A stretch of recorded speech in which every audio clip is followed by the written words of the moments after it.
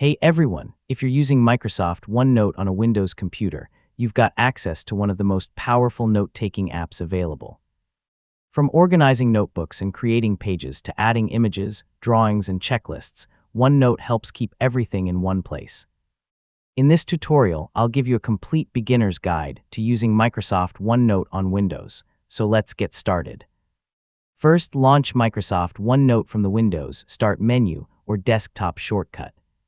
If prompted, sign in with your Microsoft account so your notebooks can be saved to OneDrive and synchronized across your devices.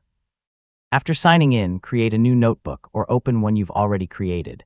Notebooks are the main containers for your information, making it easy to separate work, school, and personal notes.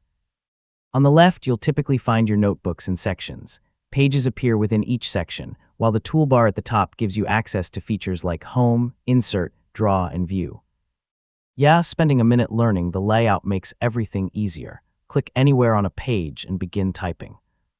You can format text, insert images, create checklists, add drawings, attach files, or even record audio depending on your needs. OneNote automatically saves your work as you go. Keep your notebooks organized by creating sections and pages with clear names. So, when your notes grow, use the built-in search feature to quickly locate keywords, tags, or specific pages. If your notebook is stored in OneDrive, OneNote automatically syncs your changes across all of your devices.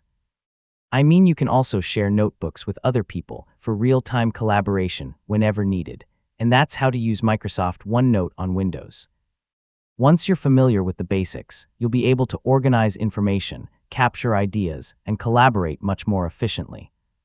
Thanks for watching, and be sure to check out more OneNote tutorials.